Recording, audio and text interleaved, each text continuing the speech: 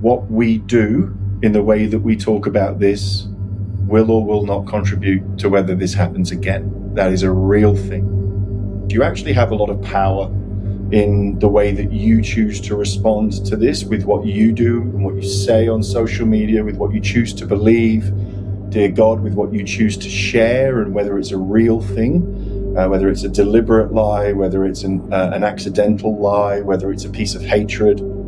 If we change the way we report this crime, we will reduce the number of these crimes. It is 100%.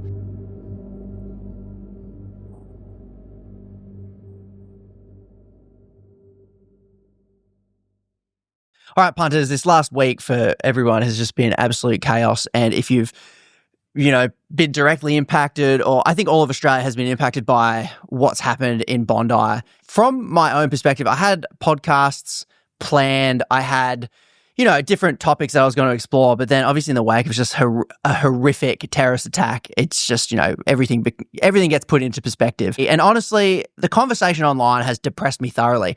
And my journey with it all was I just tuned out. I just went, you know what? We don't know enough. I'm just going to tap out and check in tomorrow and give it a few days and check out.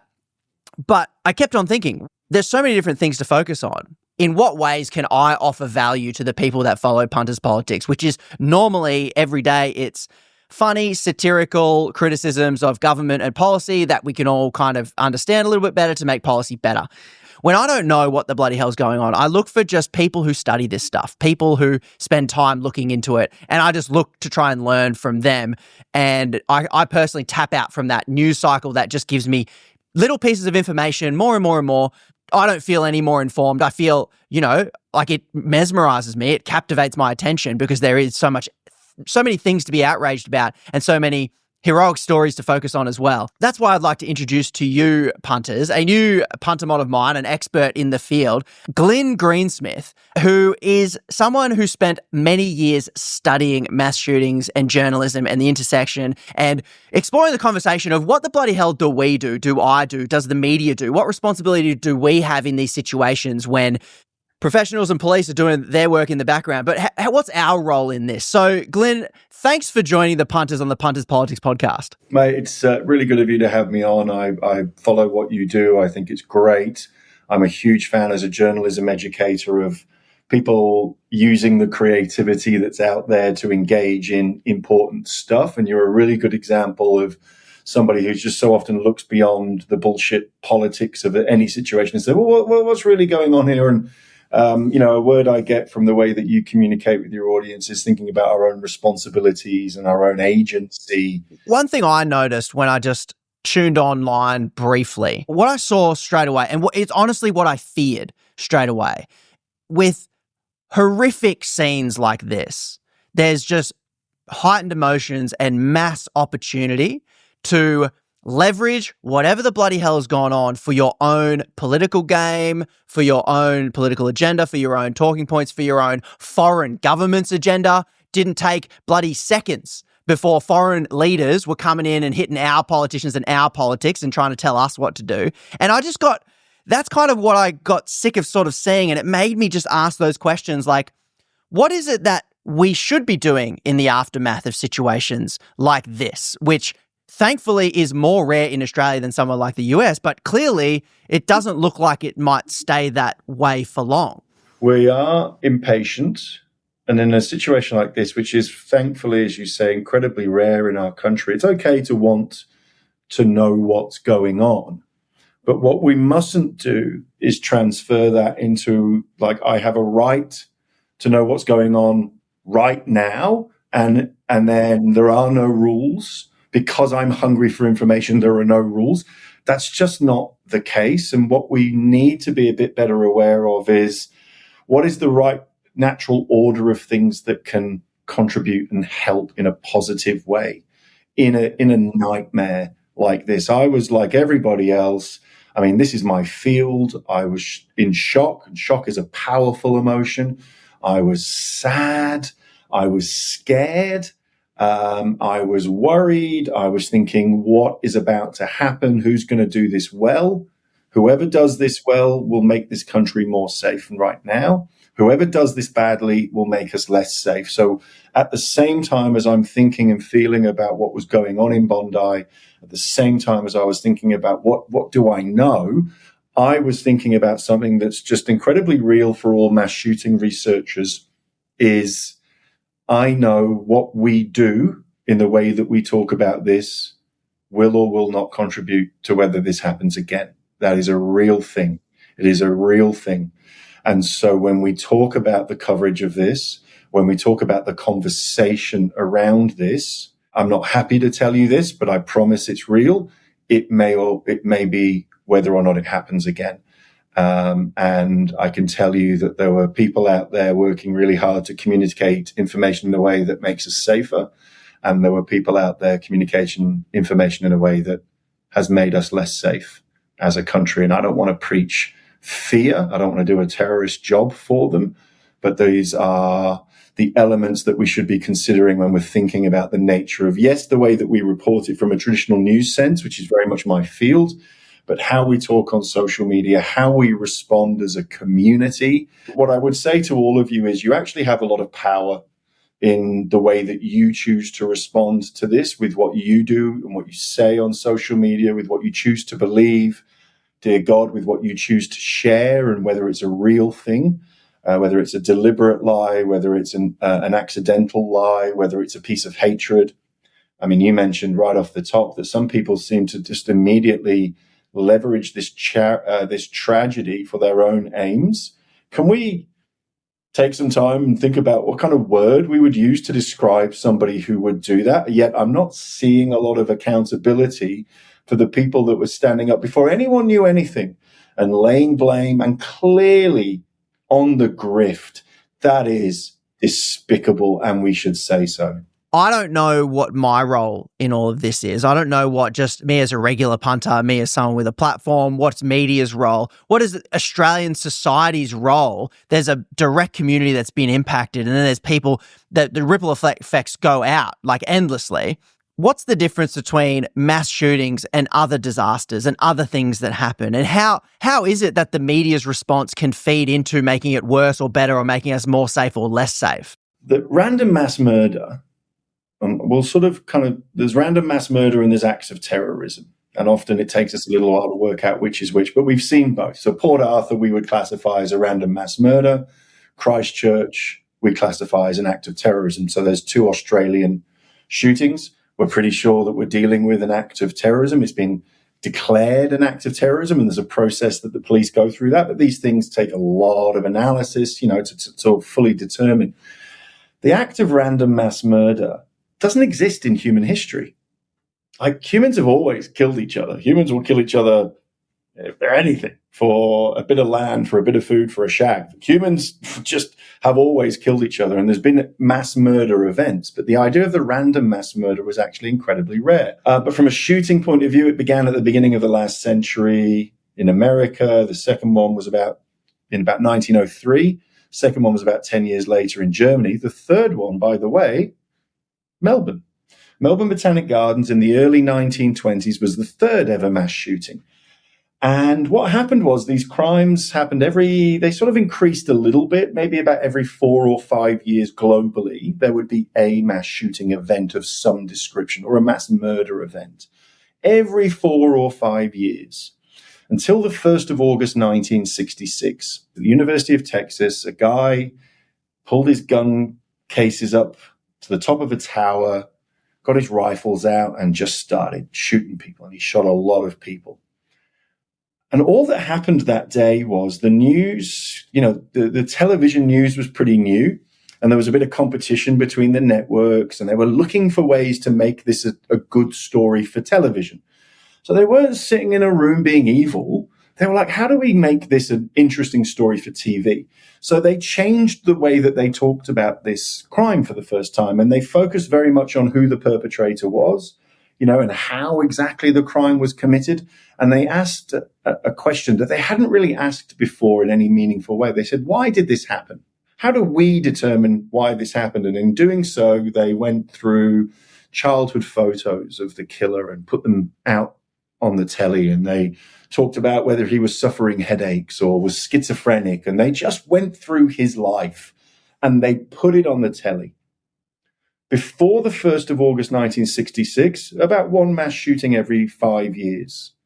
After the 1st of August 1966, 15 a year. Immediately, the only thing that changed from those two dates was the news.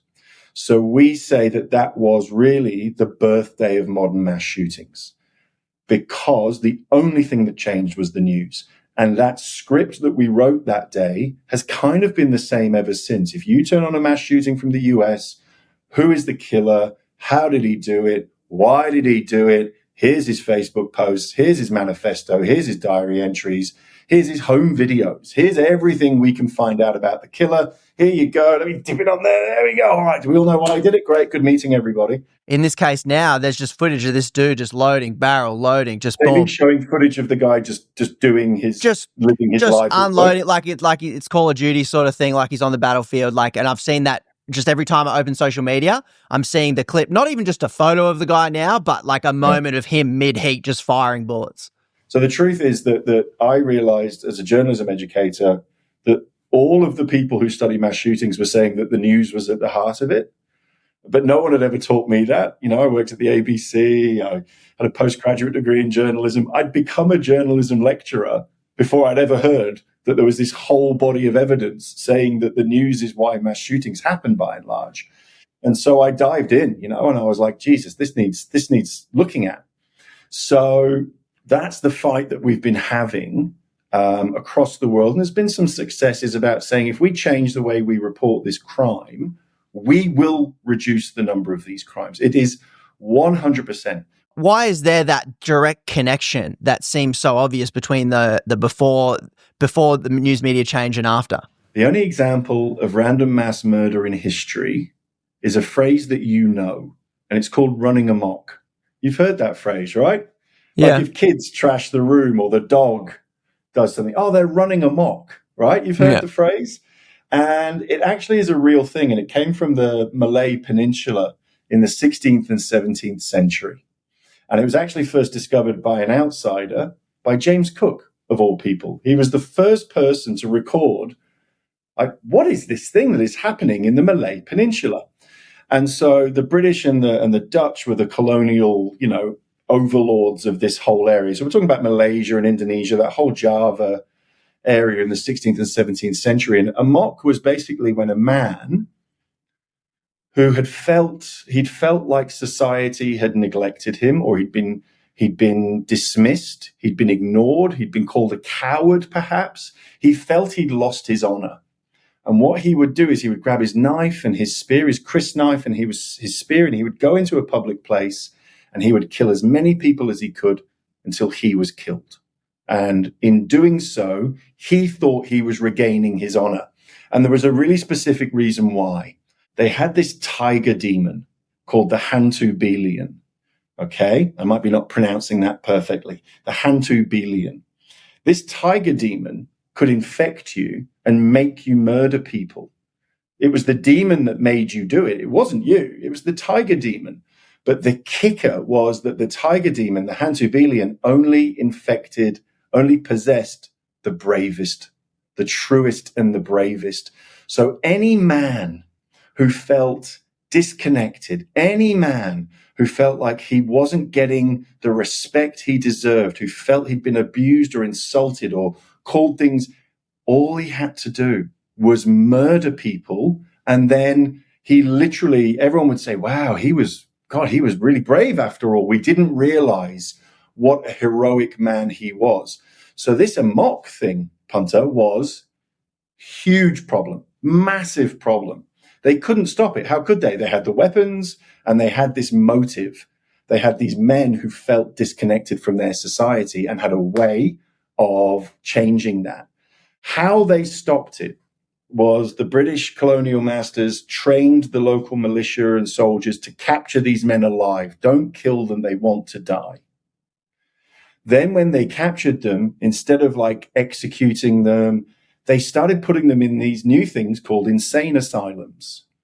Now, these insane asylums were a place of deep shame in that area. They were like, we don't like this place. It feels, the juju's really off. So they changed the story. They changed the outcome that the killer was expecting. If I do this, I know you'll talk about me like this. And they took that away. They changed the story. They changed how it was reported, right? Guess what? Stopped it. It went away. This thing that couldn't be stopped, this thing that had no end because of access to weapons and just the impossibility to predict it, went away because they changed the story. So the only example of mass murder in human history like that actually has the way we report it at its heart. And honestly, not much has changed. I went through 100 years worth of mass shootings.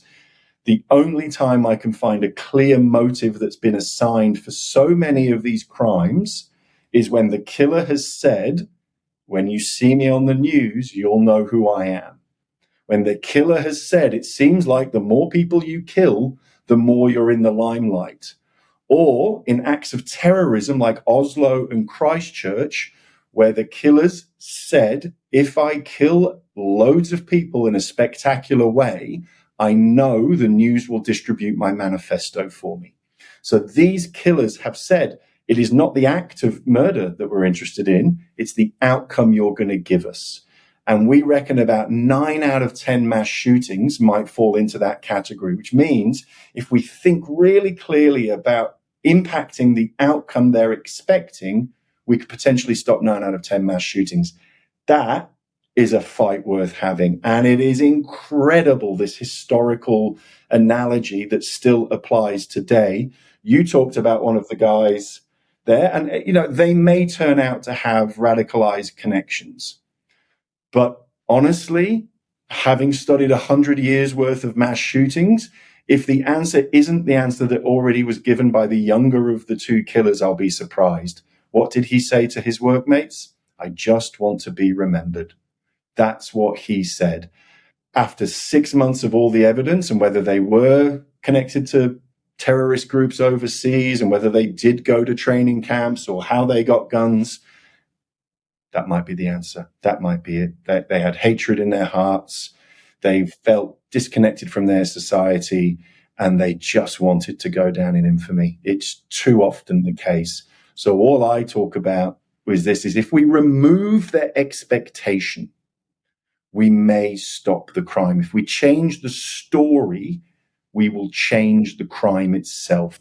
Like, there's so many different facets to this, and by no means, I guess, you're not saying, like, this is the only way to stop mass shootings, because obviously Australia versus America, they have way more solo, lonely dude mass shootings in schools, hundreds a year, and we have zero, because clearly making guns not readily accessible is very helpful in limiting the amount of people that someone can kill. But now we're going to, like, obviously in the aftermath, it's like, what do we do? What can be done? If people who are committing these crimes are looking for attention, then now we're talking about media, because that is the machine by which everyone looks at something. And there's that moment when atrocities happen and it doesn't happen anymore. All of society now looks at one thing. Like, back in the day, everyone will watch Australian Idol. And you don't realize that now no one watches the same thing. Everyone's watching something different, and there's not these mass moments of everyone kind of culturally doing the one thing at the one time. Like, Christmas is another thing when everyone's doing one thing. It's very rare. And the media is the distribution mechanism, and they're telling us what to focus on. They're telling us what we're all looking at. They're speculating. They're essentially setting the narrative, and then there are people trying to set the narrative for their own gains after that. So it is interesting for me to explore, like, where, because I'm half in this role, like I'm on the internet, I have a following, I can point at least 500,000 people to look at something pretty sort of easily. So this is very interesting for me to look at as I go, what am I pointing at? And a question I have is, what's the difference then between mass murder events and extremism and Islamic extremist or any religious extremism that drives people? Wrapping themselves in a flag or a cause is often a means to an end. They say they're doing it for religion, but they're not. They say they're doing it for a cause, but they're not. Last week was the anniversary of the Sydney siege. Do you remember the Lint Cafe siege? Yeah. And that dude, he held these people hostage. He had guns and there were TV cameras there. And then he got a black and white flag that looked a bit like an ISIS flag and he put it in the window of the cafe, right? Mm-hmm. Double the number of cameras turned up in the next hour. I'm sorry, I live in the news. I don't think it was twice as newsworthy.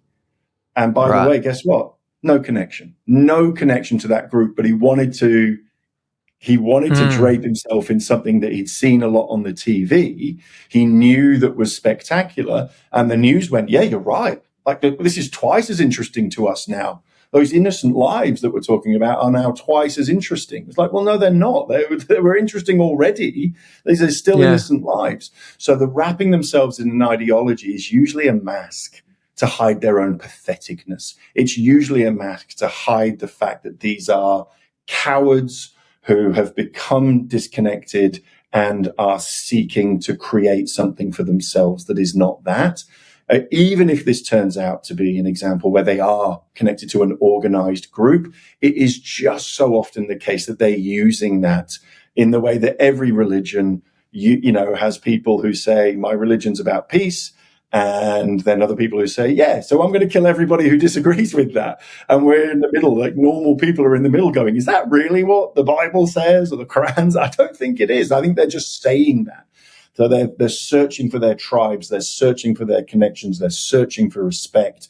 They're searching to be less pathetic. And then they're embracing their evil side, their cowardly side, and committing these horrible acts. So seeking to just have a bit of nuance in how we understand that would, in fact, help us be better. I mean, this is a huge conversation in our society about loneliness generally, disconnection, division, all these things that we're feeling, men and women, but we're talking a lot. It seems to be men that are feeling this more, and a lot of them, here we are in an online environment, are making their way towards some of the worst human beings in the world who are so clearly on the grift, and will just make them hateful and more divided. But they're finding tribes, they're finding connection, they're finding some elements of self-respect within that. These are complicated problems in our society that we should be tackling and thinking about, and helping us reframe these mass murder events, taking away attempts at justification, people's attempt to use, it's a political cause. No, it's not.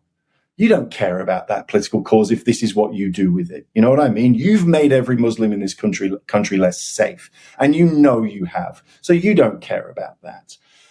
Taking away religion, taking away all of those things they attempt to hide within, which is the truth of themselves, which is the running amok. They're just the idea that they want to be respected and seen as heroic in their evilness and their destructiveness. Is so important for us to embrace and understand, and it will help us get better at finding ways to tackle these genuine problems in our society. For some reason, I just think the internet will lose its mind over hearing that it's, because what I'm hearing from you is that it's these disaffected individuals who then go looking for a cause to be relevant and then find an extremist cause and therefore commit the cause in the name of the extremist cause. They have the manifesto. They have like the bloke in Christchurch, clearly not Muslim, had his manifesto, whatever. I never saw it, obviously, and is looking to further his political cause, I guess. And when you say to people, well, the political cause doesn't matter, there's something deeper going on. The political cause is the front, it's the veneer. And when we report on the political cause, we're kind of playing into their hands. Is that? Yeah. So the Oslo killer in 2011, has a right-wing murderer. He killed 77 people. That's a lot of people, mostly young people. He survived and was interviewed. And in his interviews, he said the deaths were just the fireworks. They were the fireworks so that the media would distribute my manifesto for me. So what he was saying was those people didn't die because what was in the manifesto. Those people died so that the media would send it out for him to say, well, this seems to be why he did it. Do you see the difference? And you're right, it's subtle. But when you actually connect to it, you go, holy hell, that is so powerful. The Christchurch killer, who, by the way, was Australian, I really don't think I think we did a bad job in 2019 of not realizing that he was Australian and saying, what's going on with us, that we grew and exported this guy who slaughtered 50 odd people. The last thing he did before he went into the mosque, the first mosque, the last thing he did as he sat in his car with all the guns and everything ready, his little GoPro, was he got on his computer and he emailed his manifesto. And he emailed it to some politicians and everybody else, news outlets. That was the last thing he did before he slaughtered innocent human beings. They were telling us as directly as they could, we're doing this because we expect an outcome from you that we want. And I'm saying in all of these cases, be they right wing, be they, Islamic, be whatever, is understand what their intended outcome is and disrupt it. Because every time this happens, we say why and we think about what it means for us. But at the same time, it's our responsibility to say, I don't want this happening again. And everything we do now contributes to whether this happens again. So we can disrupt the messages that potential other killers get, and it matters. So, you'd be too young to remember Port Arthur. It certainly was before I lived here, but it'll be 30 years next year since Port Arthur happened in 1996. I'm friends with a brilliant retired forensic psychiatrist called Paul Mullen. And he has analysed possibly more surviving mass shooters than anyone else. He's the guy who sat next to the Port Arthur killer. In his hospital bed, he'd been burned because he set the house on fire. He intended to die, but was too much of a coward, so he ran out of the house in flames. The police were going to shoot him because they were pretty angry, as you would be, but they didn't. And he survived. And that was pretty interesting for us because we got to learn some things from him. He was obsessed with the number of people he'd killed. He wanted to know if he had the record.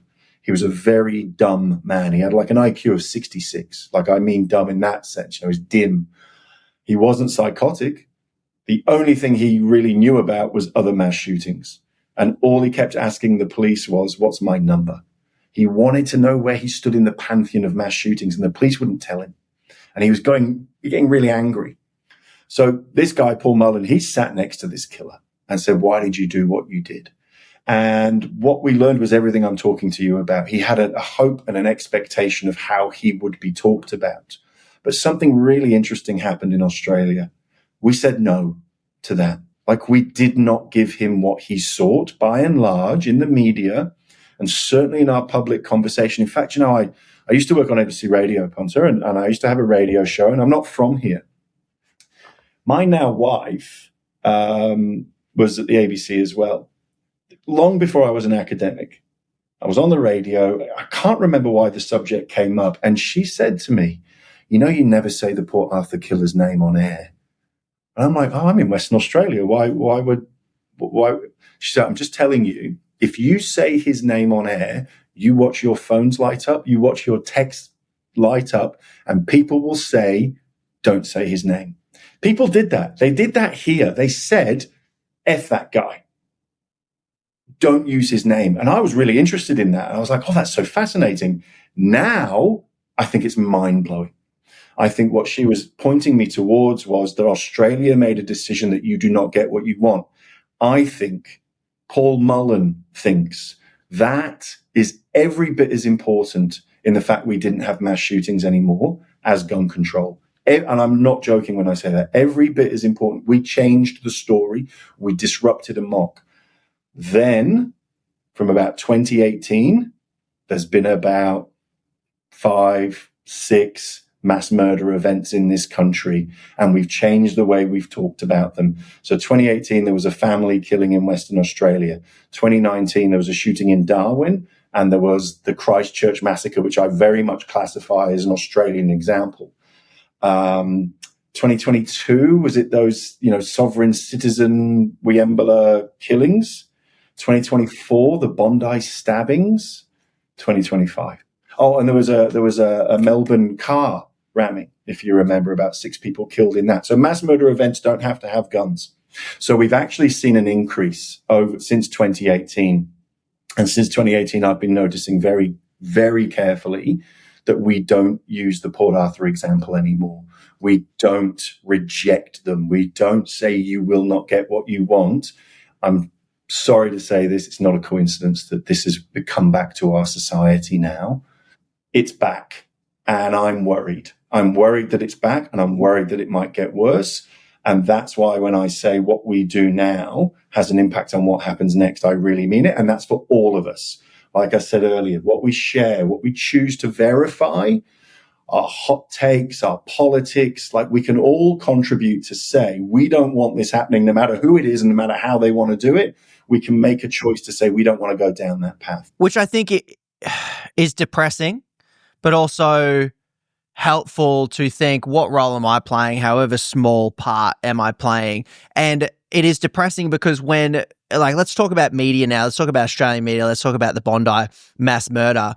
Because when I look at, like, I've heavy criticisms of media in Australia, and largely I use words specifically when I'm talking about and making skits or whatever it is. I use the word corporate media.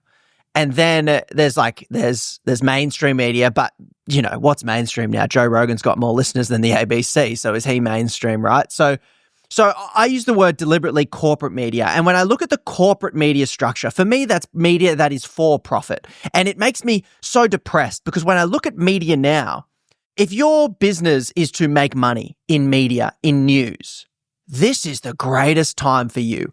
Everyone is watching everything you put out with bated breath because we want to know. You're in the responsible position of telling us what's going on. Are we safe? Who should we worry about? Who are the heroes? What are the stories? The incentive structures of our corporate media cut against everything I'm hearing you say, because if they take a leaf out of your book, well, that's not I want to know. So I'm going to flick to a channel where I do know. I'm going to find out. And that's where the eyes go. That's where the ad dollars sort of go. So I'm looking at the incentive structures of how our media operates. And I'm not surprised to hear you say that it looks like there's been a change in how we cover these events, because it just so happens that the way that we cover the events now, well, it looks like they'd be getting way more profit because of the way they cover these events. And because it's so disconnected and abstract, it's really hard to get people on board with what you're saying. It's like, but I want to know. I'm allowed to know these things. Why shouldn't I know the guy's name or see the guy's face or whatever it is? And you've laid out a really good case as to why not. A really good middle finger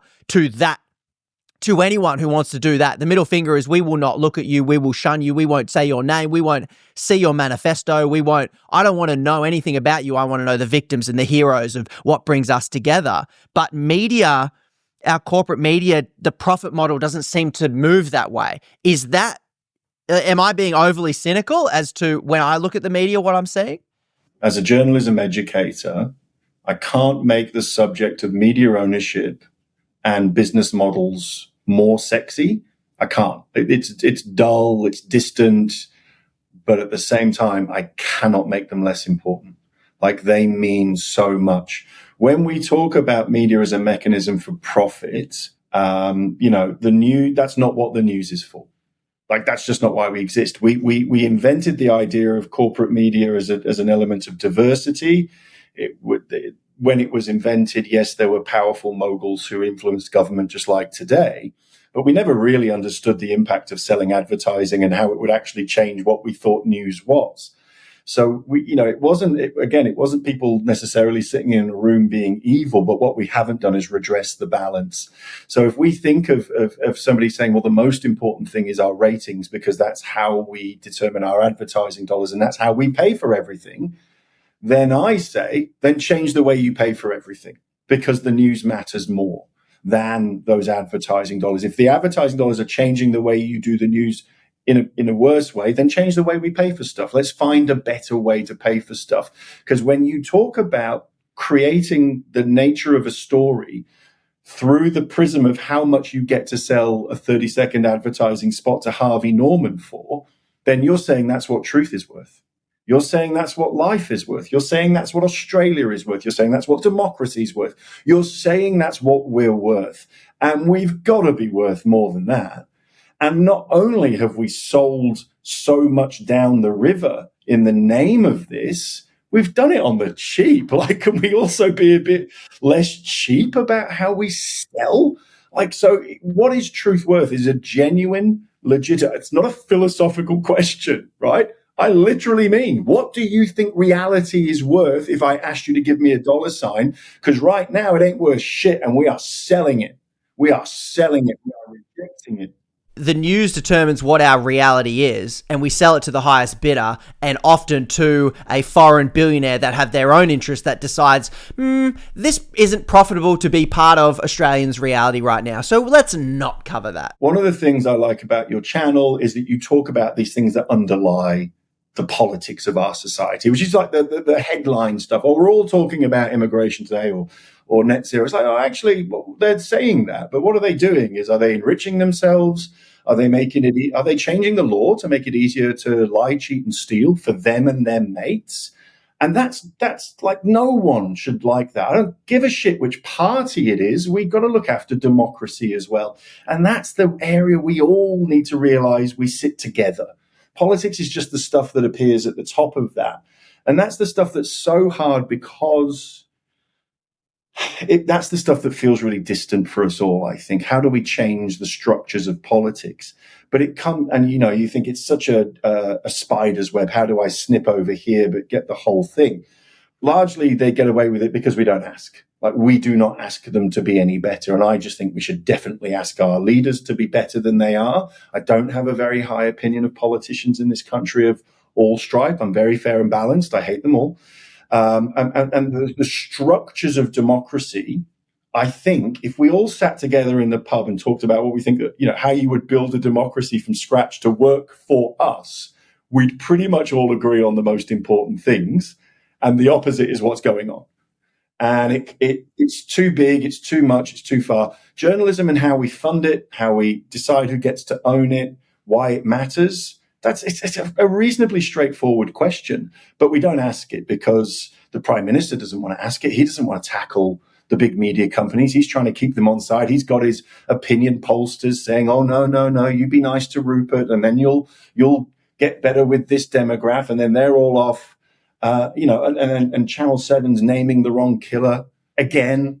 I don't know how many times you're allowed to do that as a news organization before somebody goes, should we stop? Should we not do that? We did that at Bondi the first time. We did that when that little girl was kidnapped in Western Australia. We named the wrong. Can we not? Can we recognize that's not what news is and say it doesn't matter how fast we are and our responsibility is more than it? And you made the point. I mean, I don't know. Would you, if you were watching, say, Channel 7, and they were going, right, we're going to verify this information, we're going to let you know what we know, would you go, oh, no, I'm turning off and I'm going to find a news channel that's giving me all the bullshit that I want? I don't think people do that. I think they're just like, this is the news channel that I watch, or this is the newspaper that I read, and I'm used to it, and I will wait for them to tell me stuff. They're not flicking around looking for lies and nonsense. So we can slow down a bit and talk a bit more about what we know. Speculation isn't news. Speculation isn't news. You say speculation isn't news, but that's all I see when I turn on the news.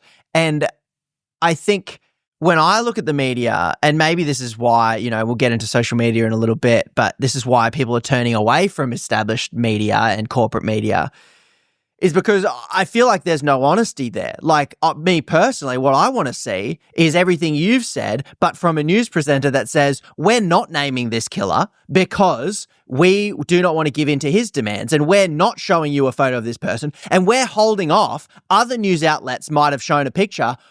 We need better verification before we send someone, we misidentify a shooter to some other bloke, innocent bloke who's now going to get death threats or whatever, however life he's in danger by being misidentified. Like, there isn't that level of authenticity in the media that we're seeing now to talk to us like adults and tell us, hey, we could say this, we do know this, authorities know this, but we're not broadcasting it. And we think that it's better if we as society come together and just kind of ignore these details and focus on something else instead. But we kind of don't get that. And it just seems to me when I'm watching the media, I see one channel looking over at the other one going, oh, shoot, where are they? Okay, what are they doing? No, we got to be first. We got to be first. Drop it first. Is it right? I don't know. We'll correct it later. Next, moving on. Like, that's what I'm seeing just from how they report the news, but they do it in such a serious way behind the desk with the thing, and it looks super legit, but I'm seeing more authenticity from people on YouTube than I do from the corporate machine. So I have been shown from really inspirational news leaders around the world that this message has taken hold, even here in Australia. So we had the MEAA change their code of conduct after Christchurch, and the ABC. They both tried to talk about not elevating a mass shooter. There's been a bit of a switch in this last year. Australia has been very mixed. So we've had the MEAA and the ABC saying, let's be really mindful and ethical. And we've seen some of our commercial media outlets. Christchurch was a really good example of a really bad example. You know, we're going to go all in and give the killer everything he's asking for because we think this is a pretty interesting and sensational story. So here you go. Here's everything we can find out about the killer. So it's mixed. There's very little mass in the media. One thing that's happened since our friend Donald has come back into our lives is in America now, whenever there's a mass shooting, everyone wants to know which side he was on. And I think what we're seeing from Sunday is a bit of a concern that we're so divided down political lines. People just obsessively wanted to say it's Islamist or it's, you know, leftist or it's Nazi, or people are rushing. And in America, they're undoing a bit of the good work that they've done to say, okay, we're not going to give the killer everything he wants, but we're definitely going to find out who he voted for. So when you look at how the media reported the Bondi terrorist attack, how Australian media, like, how would you grade it? What would you look at? What's your take on that? Mixed grades. So some places have done really well. I full disclosure, worked for the ABC for a long time. And by and large, I thought they were great. You know, they do focus more on the victims. And I think we were, I don't know what the word is. The fact that Ahmed al-Ahmed exists and did what he did and got captured on camera, the fact that we found out about Boris and Sophia Gurman gave us easy ways to say, yeah, there is a better story here, isn't there? There are people we should be talking about, incredible people who much better represent who we want to think we are than the evil cowards who committed the crime. So I think that's so powerful. I promise you, every mass shooting has those stories. You know, there are incredible acts of humanity and courage in every mass shooting, and we've spent so long missing them. I think we're better at seeing them now, and I think that's great. You know, and commercial outlets were doing it. Everyone was doing it and talking about the heroes. The flip side is, you know, why did they do this is a really valid question. We're all asking that. But the moment we say, why did they do this? Of course, we don't know yet. So here's everything we can tell you about the killers. Bang, you've just walked into the problem. You have absolutely driven into the wall. The moment you say our job is to tell you everything we can tell you about the killers in an effort to try and define motive, when you have no idea, it is just speculation to link here's everything we know about the killers to motive, except that wall that you drive into is the entire body of evidence around mass shooting research saying this is why. Like, this is why. So even the ABC, you know, I saw one article saying, here's everything we know about the killers. Yeah, I think I saw that too, yeah. Yeah, and that hurt my heart because they did so much good stuff. It's not, again, it's so important to separate malintent from, you know, from this. It's not people saying, let's do the wrong thing. They're like, this feels like something important. We want to give people information, especially in an era of disinformation. I understand that it's complicated, but that it's also incredibly simple. 9 times out of 10, the motive you seek is what you just did. 9 times out of 10. If 9 out of 10 mass shooters And this is a great stat from Paul Mullin, who interviewed so many surviving mass shooters. 9 out of 10 were not psychotic when they committed their crime. It means 9 out of 10 are doing it for a different reason than psychosis. If you say, here's everything we can find out about the killer, I promise you, you are probably walking into what the motive is. So then let's bring in social media to that, because we now have, at this whole time, we're criticizing newsrooms, publisher decisions, what turns ad rev, who owns it, what sort of incentive structures exist that might prevent, copying a profit hit, copying a rating hit in order to give more sober coverage that's more helpful to the overall narrative.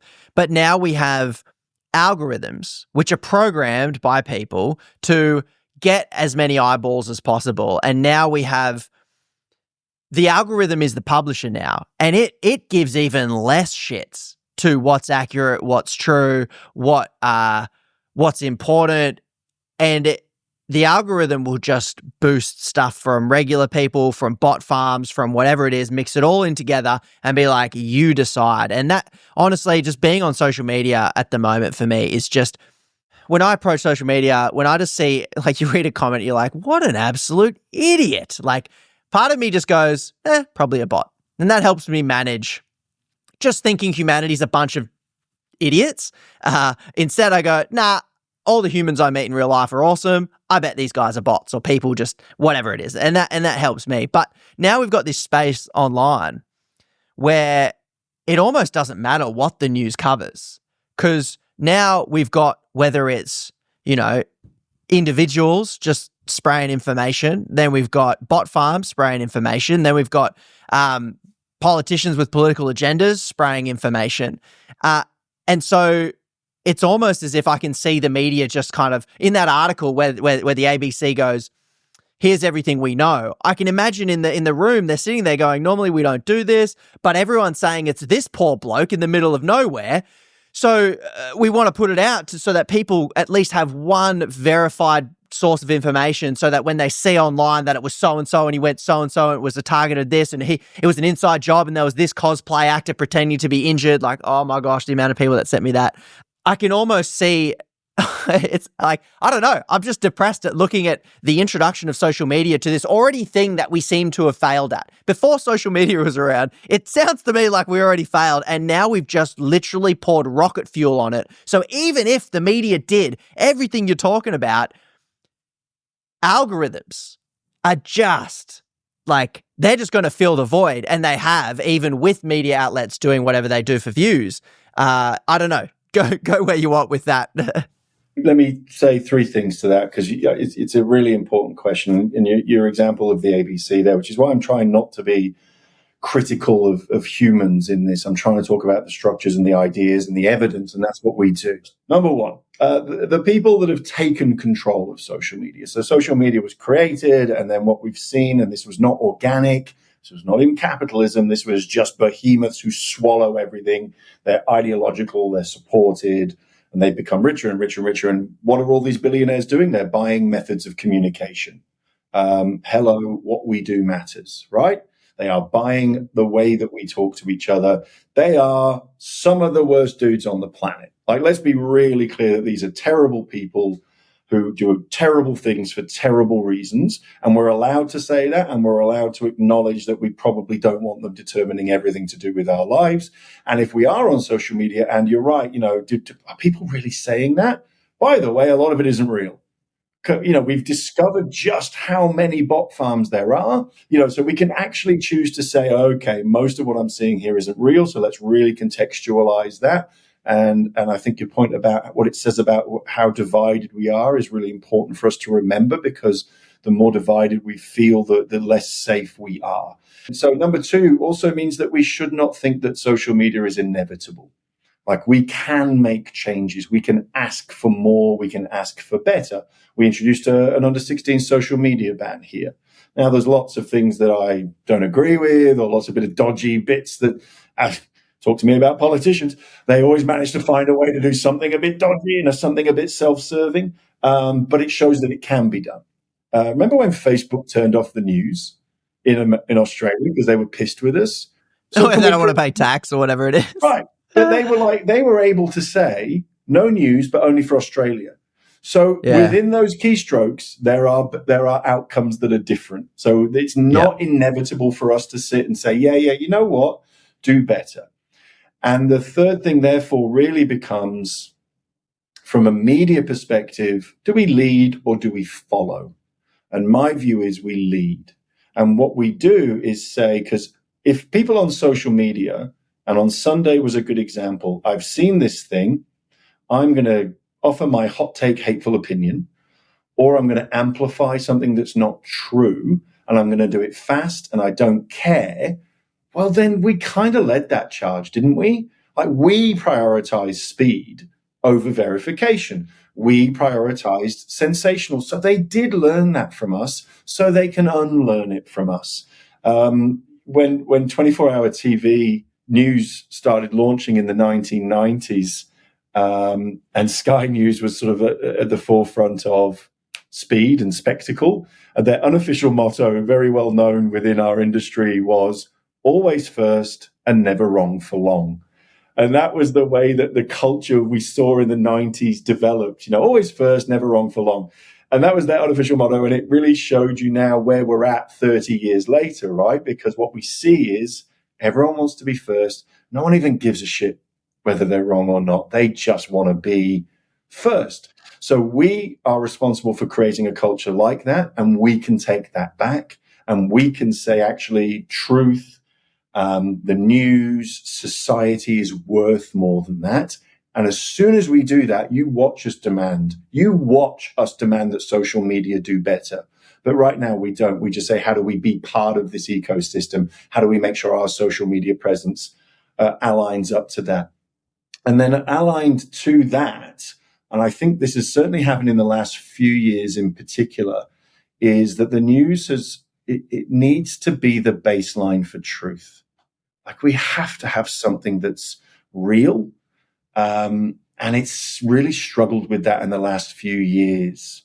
It's really struggled with that. And I've sat there in horror, as I've watched news lose its baseline of truth. Because if we lose that baseline of truth, then what we do is create the vacuum that we're seeing where nothing matters anymore. It's all just politics. And I don't know how many of you have read 1984, the great George Orwell book. Let me give you the primer.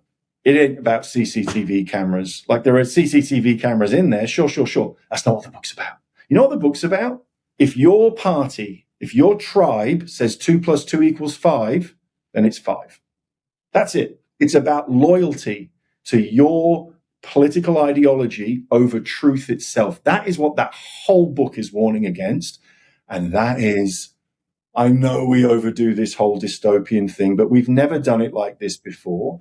And because we've really lost our baseline of truth in our society, everyone now just views everything through their tribe, through their politics, and they say, my side is true and your side is false, even when you're saying the same damn things. That is how we become divided. That is what social media is doing for us. We can and we must, within news, reestablish ourselves as the beacon of truth, and as consumers, respect it, understand it, reward it, and also take responsibility and recognize our agency post an event like Bondi to say what we do matters, what we share matters, what we ask of our leaders matters. And like I was saying before, that idea of punters politics in the pub, where you say, well, what do we agree on as a baseline of democracy? I bet it's all the same stuff. And then the politics is just, you think this of immigration and I think this of immigration. You think we should be doing a bit more on this on the environment, and I think we should be doing this on the environment. We can get to that once we've established, stop stealing from us, stop lying to us, stop buying shares or inside, all the crap, stop hiding your documents, stop it. We all agree on that. And if we agree on that better, and if we drive that change, then surely we'll get better politicians. And if we do, we can surely start seeing more considered responses to these big questions. I genuinely believe that's possible. I think when I look at that, and I want to come to solutions in a minute around media and social media, but when I look at how media operates now and my cynical take on it, it's it's very easy for Aussies to be cynical. When I talk to regular punters around politics and around media, the easiest conclusion we can go to, and I go there as well, where it's like all politicians are the same. They're all the bloody same, so it doesn't matter. And there's an element of truth to that, because I do point out the ways in which they are bloody identical, the ways in which they take the same money, the ways in which they are the same, but then there's obviously very real tangible ways in which this will actually give you better tangible outcomes than this party or this politician. And this politician is way more corrupt than this politician, and this politician took worse money than this politician. But it's really hard, as far as I've seen it, for we regular punters to just see the variance in corruption. The easiest thing, we don't have time to nitpick and measure and weigh. We just kind of go, all right, they're all the same. And I think we do the same with media. We look at media and we go, oh, well, they're all just lying to us anyway because they omitted this, they didn't tell us that, they exaggerated this. But it's not equally the same as a bot farm out of Vietnam that is paid to just go, oh, crisis where? Amp up the AI bot, out come the things, and Aussies just go, oh, bloody no way. Oh, share, which many of us do. And so when we look at the media, the narrative that bothers me so much around media in Australia is we're always having a cry about it. Oh, poor media can't get enough money. Oh, journalists are losing their jobs because we're all watching Netflix and not watching the news, and no one watches TV anymore, and poor Harvey Norman can't show his ads, and he was the guy that funded it before. And that's always bothered me because from where I sit, Rupert Murdoch doesn't own all the media in Australia to make money. Not directly. He owns it because he has shares in other companies, adjacent companies, gas companies. Kerry Stokes owns a gas mine. He deliberately doesn't cover certain stories, and it's a weapon to use against politicians. We want you to do the social media ban. You better do it. We don't want you to do the gambling ban. If you do it, we might be critical.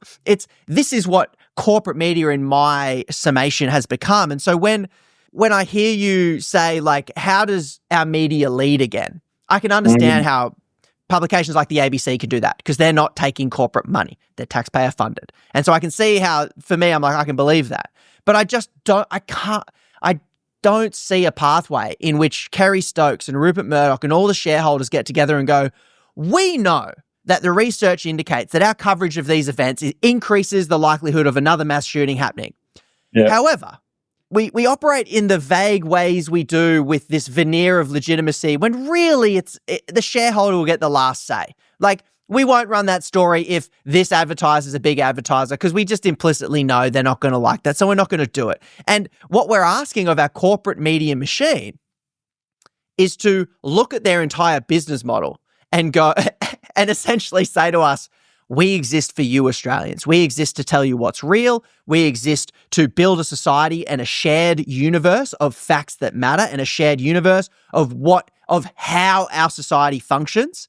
And that will come at the cost of media ceasing to be what media currently is, in what I think. And what media currently is a tool for a small group of shareholders to control our politicians. And they'd have to essentially let that go. Now, am I being too cynical, conspiratorial? Tell me. So I think it's so interesting that people really understand that this is not a natural progression. A lot of people spent a lot of time and a lot of money to make it like this. So we had different laws. So when journalism was first sort of created, like the 1930s, the government sat down and went, what is this thing? So they created, all right, we need a not-for-profit model. Got to have a not-for-profit model, ABC. We need diversity. So let's have commercial model. Let's have newspapers and radios differently. And they specifically wrote these rules. And the rules were like, one person can't own everything. That clearly wouldn't be journalism. And that was it. It was right like that. I have this video of Rupert Murdoch from about 1966 making a cup of tea. Dude always looked 100. He's making a cup of tea. And I don't know why people spoke so differently in the 1960s. Like, well, it's not a perfect model, well, you know. But, can you think of a better one? And he's like, the important thing is that one person doesn't own everything and bully the population. That's how I think journalism should work. And you know what, 1966 Rupert Murdoch? I agree with you. So we actually undid the laws. And they actively did it. So it was Malcolm Fraser and it was Bob Hawke. So it was bipartisan because anybody who studies politics knows all the best bastardry is actually bipartisan.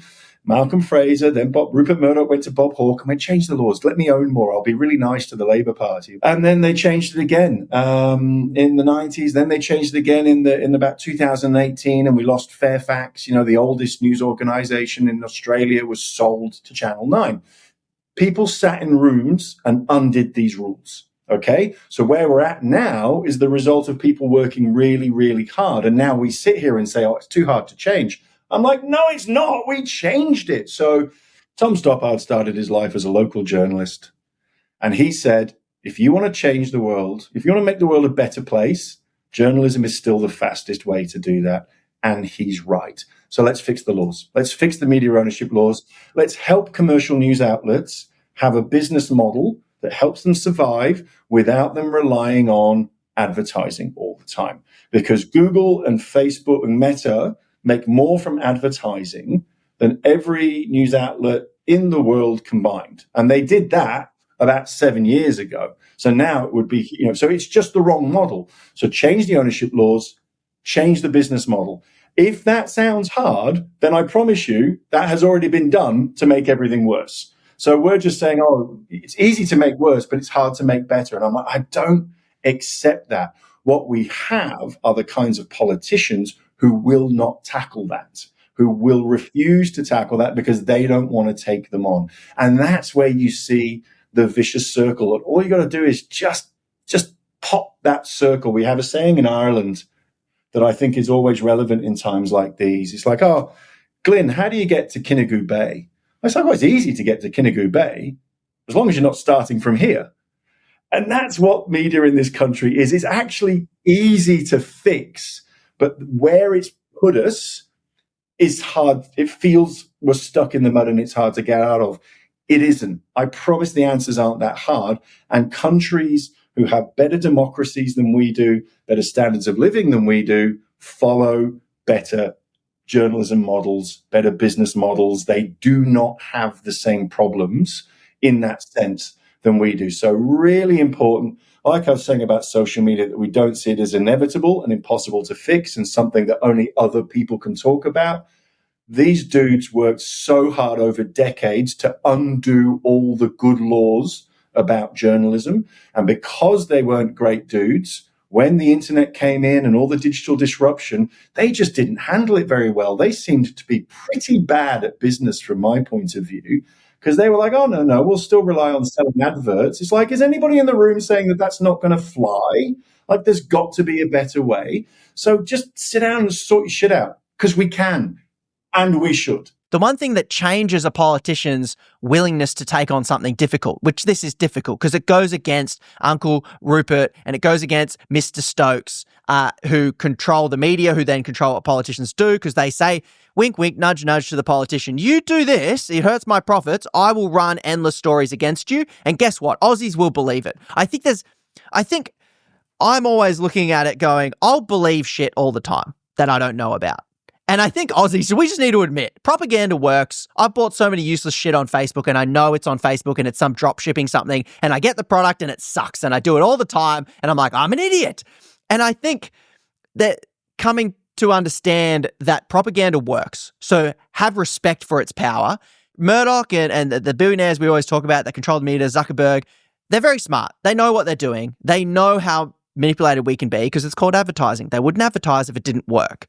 And the one thing that can kind of circumvent all this stuff is when there is everyone focusing on the one thing politically. Politicians can't hide. They will eventually look at the power that the billionaire wields through his media machine and go, no. People are really angry about this. I'm going to leave them for a second and do what these massive group of people want because I can't get away with it anymore. So it seems to me when everyone is focused on the right things and focused on these structures, there are actually simple solutions. Like I used to teach grade 10 economics to kids. And one of the concepts I came in the textbook, I was just flicking through, I'm like, externalities.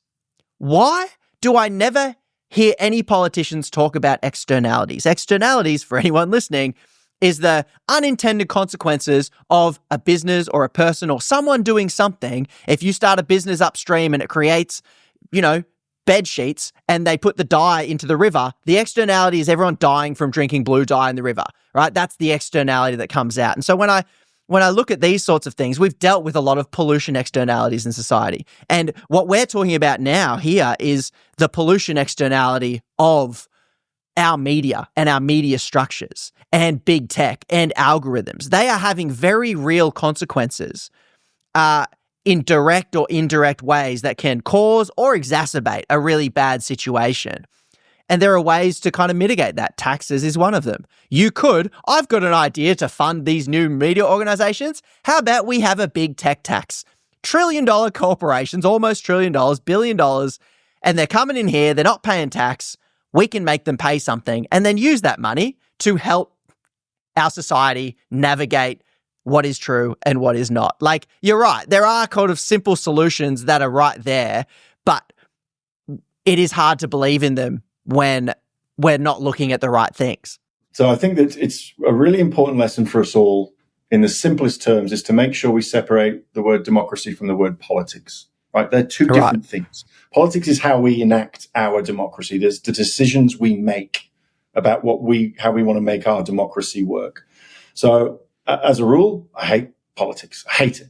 I love democracy. And I don't think enough people talk about what that means. I think democracy is the best thing we ever did for ourselves, right? We have the right to self-determination. And that is, in the entire history of humanity, very new. If you think that's important, if you think it's important that we get to choose our leaders, that we don't have kings and dictators and despots and dipshits, if you think that's important, act like it. That's it. Act like it. And that means demand the laws that stop the corruption. Demand the laws that stop the lobbying and the constant rotation of politician to lobbyist to politician to lobbyist, the backroom deals, the sordid shit that we are supposed to just put up with.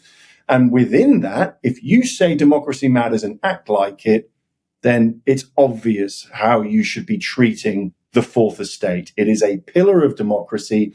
It is designed to help us be informed and engaged. It's an idea that's been around since democracy was invented in ancient Greece. They used to say, if people get to vote, but they don't know what's going on, like if they're not informed about what's happening, then inevitably it will lead to tyranny. That's what they used to say 2,500 years ago. If you don't know what's happening, then absolutely bad things will come.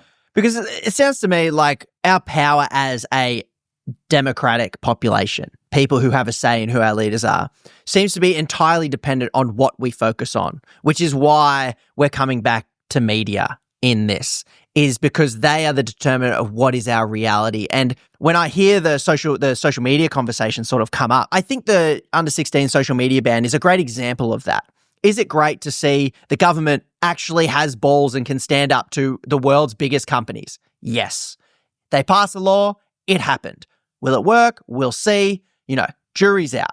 So I liked seeing that. But also the conversation around, we want to protect young people, that'd be really great, but do nothing on gambling ads. So it's what we focus on is always an interesting thing. And when it comes to social media, the conversation goes, misinformation. We'll blame the person that did it. Well, it's a bot farm somewhere else. Oh, but how do we do it? Big tech's like, it's too hard. We've got $1 trillion, but can't possibly imagine how to work out which activities coming from Vietnam and Bangladesh and bot farms out of Russia. Like, oh no, it's too hard. And we believe it. And they go, let's crack down. And the government goes, what's the easier way? It's easy to crack down on our own population. It's easier to monitor what everyone's saying. It's easier to arrest someone for something they might have said online, like outrageous as it might be. Let's try and play whack-a-mole with individual misinformation. And then big tech gets to sit back and go, oh, great. We don't have to show anyone what's in our algorithm. We don't have to be responsible for the publishing decisions that we outsource to an algorithm. We are not responsible in any way. Let's make the government police its citizens and leave us alone and leave us to make millions. I think it just came out, Facebook made a couple $1 billion or whatever from known scams running on their platform, right? There's no incentive for them to get rid of that. They made heaps of money, right? So a long way of kind of saying my point is our power is in what we focus on. So bringing it to you and you thinking about mass shootings, media, when people are looking at what to focus on, what do you think some solutions we can look for or push for or suggest or talk about that might begin to take steps in the direction that we're talking about? Tough question. So when I was writing the book, a line came to me and I ended up using it a few times. I'd never used it before. Society understands itself through the stories it chooses to tell. That's how we understand ourselves. That's how we think who we are. Which stories are we choosing to tell? When you work in a field like journalism, the only insult that Rupert Murdoch ever made of us at the ABC that I think is perfectly, I don't think it's an insult, I think it's valid, is that it's elitist. All journalism is elitist. Why? Because it's powerful. Because you get to contribute to the stories that we are choosing to tell. And when we started this conversation, you talked about your sense of responsibility that you felt as someone with a platform. That is where we start. That word responsibility and how we think about the stories we are choosing to tell. In a mass shooting, I'm choosing to tell the story of Matilda. I'm choosing to follow Matilda's father, who says, remember her name. I will. I'll remember that name. I'm choosing to tell the story of Ahmed al-Ahmed. I'm choosing to tell the story of Sophia and Boris Gurman and all of those incredible people who, in the worst moment, the unimaginably worst moment of their lives, did something unimaginably heroic. And I'm choosing to say the people who committed this crime will not get from me what they seek. A, because that feels better. It does. It feels better when we don't give them the thing that they're looking for. And B, because I understand as a citizen of a democracy that I can actually contribute to this not happening again. I can contribute to this not happening again by the stories I choose to share and tell on my social media and in my conversations, by the media I access, by the demands I make of the media that I access and the demands I make of the people who are paid to lead. And I see so much more leadership from our community leaders. You know, I think some of the Jewish and Islamic leaders have been incredibly eloquent and powerful at this time. And I've not necessarily seen as much of that from politicians as I would like. So I know which one I think I feel more inspired by. So I think that that's where I would be saying, you know, we understand ourselves by the stories we choose to tell. So let's tell the right ones. I think that's really helpful for us to know where we sit and how we can contribute to that conversation in a positive way, because we all, like, yes, we are one like and one share, but my whole platform is like, when people denigrate that, like, I'm torn, because individual responsibility is what large corporations do to avoid legislative accountability that can change the game rapidly and instantly to benefit everybody else. But then also, at the same time, what you do does matter. And my whole platform is built off the fact that regular punters were outraged with the stuff I was talking about and said, people need to know about this. And now politicians know my name because of them, because they shared it, because they liked it. So it was one like, it was one share. And that is why I am where I am. And so I can appreciate that and what we share and what we like and what stories we choose to tell. What legislation would you like to see? You're talking to a politician, you've got a silver bullet, you've only got the one silver bullet in the chamber. What's that piece of legislation that you want to start that domino effect with? Obviously, there's lots of things, but where would you choose to start based on where you're sitting? 100% media ownership laws. What is journalism is everything, because that then becomes, we re-engage our baseline of truth. We re-engage the idea of what news is for. To what? What do you imagine it being, and the government kind of mandating? Oh, like if we started with them undoing all the laws they changed, we'd be in a much better place, right? Yeah, like media diversity, ownership, exactly. like consolidation of ownership. Yeah, together. So, you know, it is not controversial for me to say that Channel 9 shouldn't own the Sydney Morning Herald and The Age. They should be separate. Channel 9 shouldn't own all those radio stations. They should be separate. That's 3 separate media organizations. Okay. And then if they're well supported and their job is to be different and engage their audiences, and then they've got sustainable, business models and revenue raising to do it, then that's made our ecosystem 3 times better straight away. And it's not an insult to any of them to say that. That's what media diversity is all about. So just making that a very ethical and sustainable and diverse environment, again, as it used to be, would inevitably make politics better in this country. Yeah. Glynn, thanks so much for the extensive chat. Is there anything else you might have missed you want to add, or you're pretty... Look, find me online. I've written articles for Fairfax and for Crikey, which is a great independent news organization. They're out there. There are so many good stories out there, I promise. We don't have to focus on the worst of us. Glynn, thanks so much for joining the Punters on the Punters Politics podcast. Take it easy.